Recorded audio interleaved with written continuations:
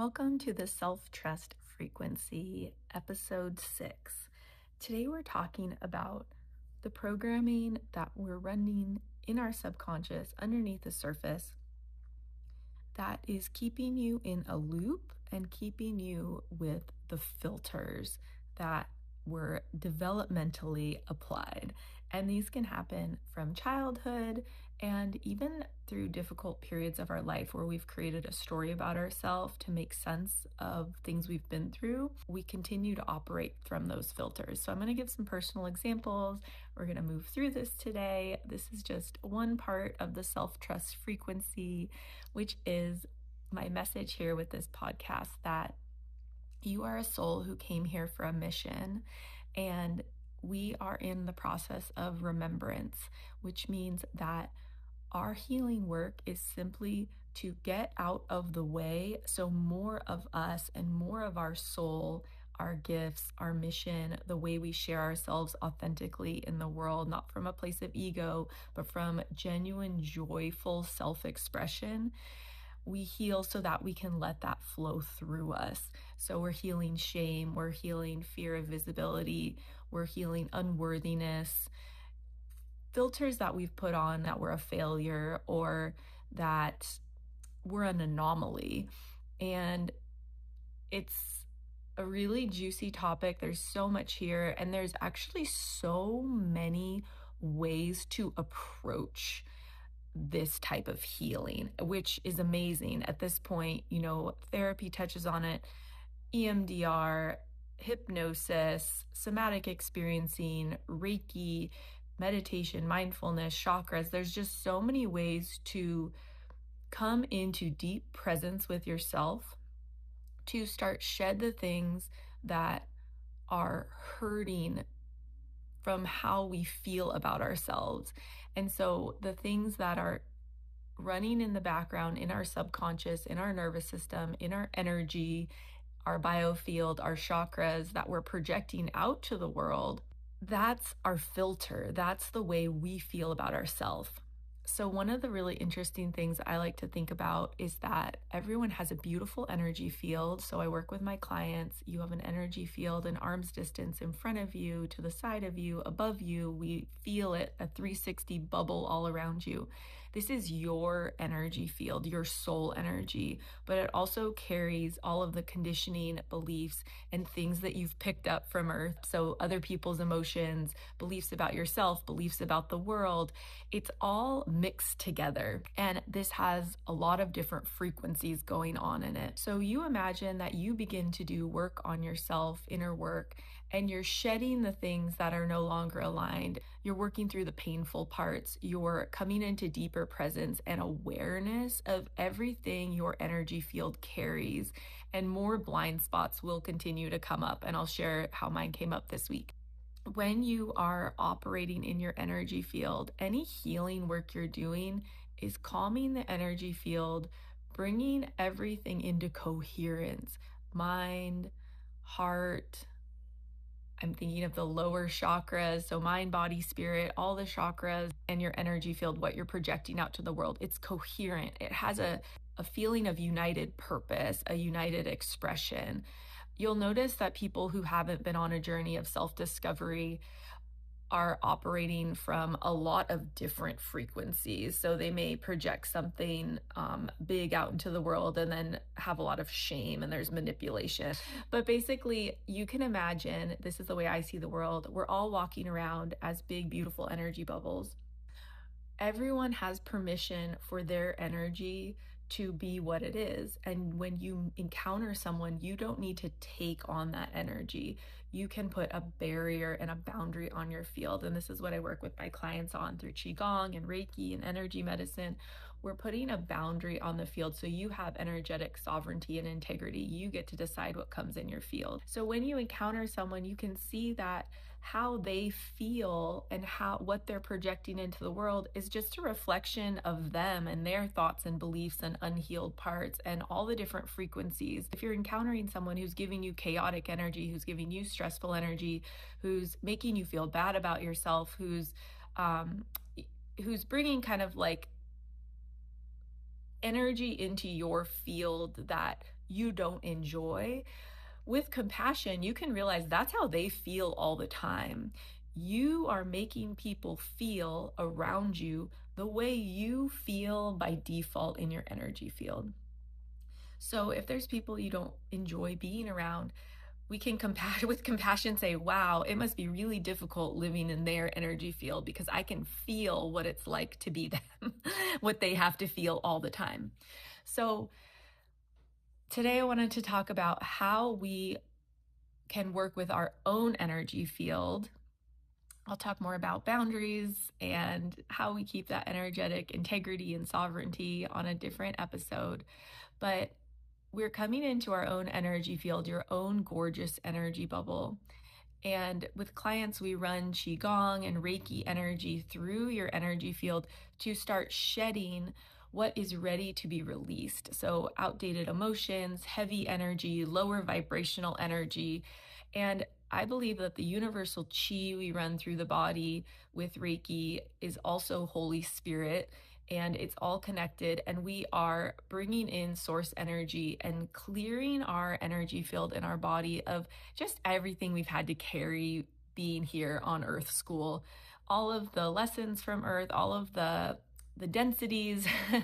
And so when you're working on coming into deep self-trust, you're actually coming into coherence and being able to get to know your energy field, and you're slowly shedding the things that actually don't feel like you. They're not soul aligned. So they might be beliefs you had when you were a kid, from your parents. They might be what a bully said to you in middle school, and you've carried that with you.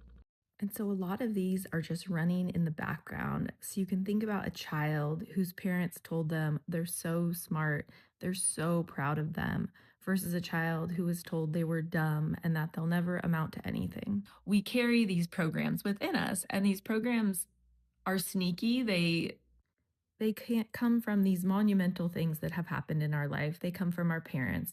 They come from really small things just that have happened to stick. I can think of a boy in middle school who told me I look like a horse when I smile with my teeth. And it's like, I'm so mad at myself that for so many years after that, I smiled with like a closed mouth smile. So these little things, maybe you can think an example in your own life where you're like, why did this affect me? So, with energy work, mindfulness, chakras, this is the work I love so much. This is the work I do. We're helping the soul energy body who has come here and living in this physical body on earth. We're helping that body process all of the earth information that's been taken on, and we're processing it in a way so it becomes soul lessons and wisdom and maybe even humor, as opposed to the story we tell ourselves about ourselves. It's more like the information you get from earth back to your energy field. Maybe you've taken that energy in and used it to tell yourself who you are. Because you have to remember, you are this divine soul who incarnated in this body. Your energy is part of Source, part of the Creator.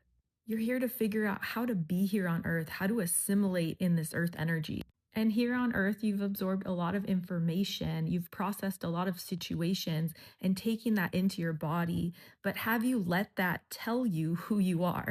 And have you let the accumulation of taking in that energy and information tell you who you are in terms of, are you good? Are you bad? Are you successful? Are you a failure? This really interesting self concept comes to fruition, and you can kind of realize that you can begin to tell yourself any sort of story about your self concept that could be just as true as the story you currently have, because the story you currently have was made pretty randomly from all the conditioning you experienced. So, my personal example is that when I had my second child, I was hospitalized for postpartum preeclampsia.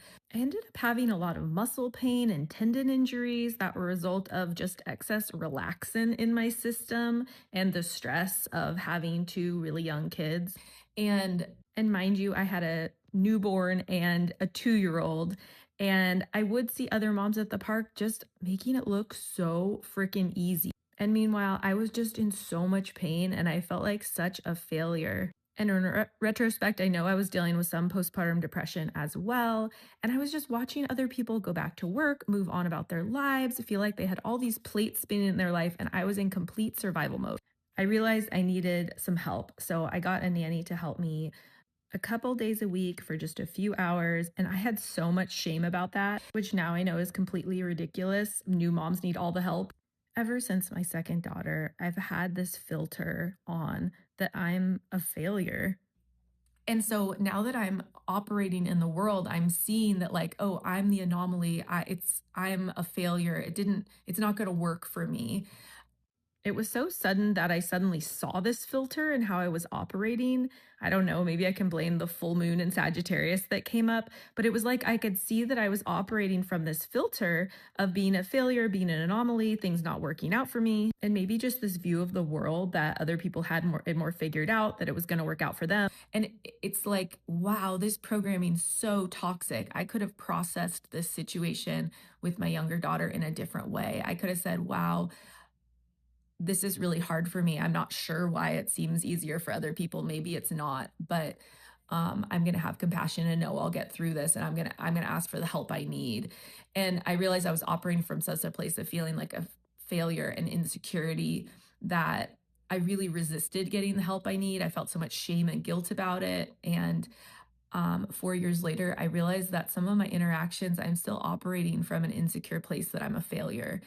And I recently navigated a situation at my daughter's school where I was just realized that I was out of the loop on something, and other parents seemed to know more than me. And I was like really confused about how the classes had get divided up and what like group my daughter was in. It's like the logistics of that aren't important.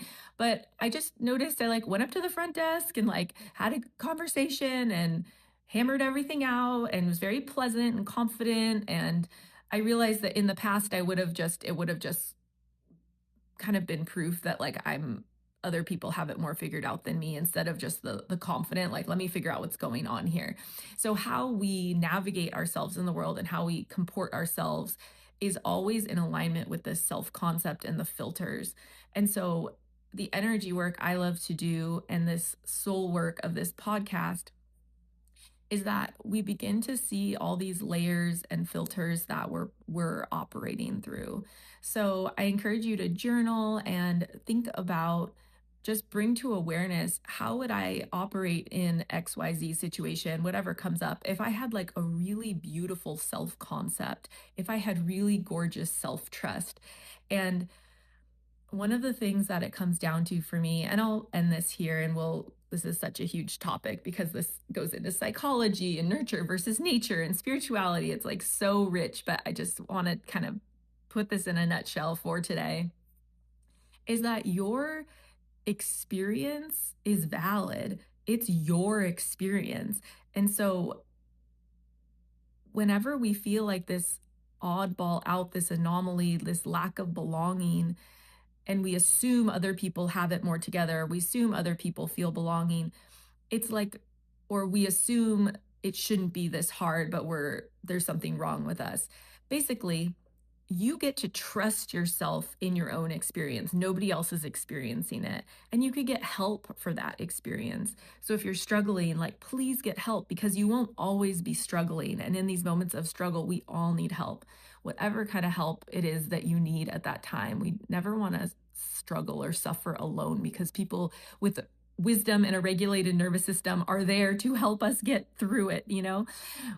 We all hit these dysregulated, like unwell spaces. And so whatever story it is you tell yourself about yourself, especially in comparison to others, focus in on the fact that you get to trust your own experience. You get to be with yourself and say, this is valid. This is how I feel. This is a really valid experience in the world. And go from there, not going from anywhere else that's like, I'm a failure. Why am I different? It's like, go from your experience. Like, your experience is the gold nugget, the gold standard.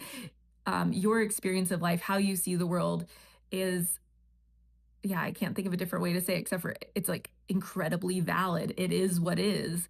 And so honor that and honor yourself, honor your interpretation of life, And I think as we get a little bit older, it's like we start to come into comfort with that. And it's okay if we all see things in a different fractal or have different experiences. Everyone's in their own fractal in life. So different people will resonate on your frequency and experience things the same way you do, and other people won't. And we're all going to have these different experiences. But it's about being in your energy field, giving yourself permission and beginning the journeys to start shedding layers and filters that no longer serve you, to start creating an aligned life and not need to tell you who you are, so that your behaviors can become, and your actions that will then end up showing up in your life, become more soul aligned and coming from this really beautiful self concept and self trust, instead of from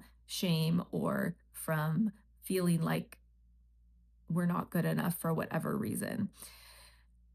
Yeah, it's such an interesting it's such an interesting topic, because I was thinking about how a client was here, and as we were doing some Reiki rain on her, feeling like energy was pouring over her, we were doing Qigong, doing chakras. It was like she was crying from releasing shame.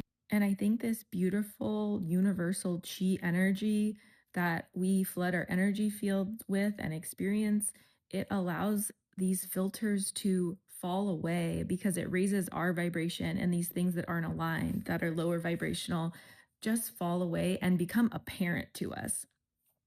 I also feel like the full moon can be really powerful. It will surprise us sometimes by bringing something to the surface that was previously invisible to us. So, thank you so much for joining me today. Let me know what you think of this topic. Feel free to leave a comment down below. Let me know what else you want to hear about with the self trust frequency. I'm Suzanne. I'm a Reiki master and chakra practitioner in Texas. I'm originally from Los Angeles, and I do virtual and in-person sessions. You're always welcome to message me if you'd like to work together and go into the energy field and look at these filters together. All right, take care.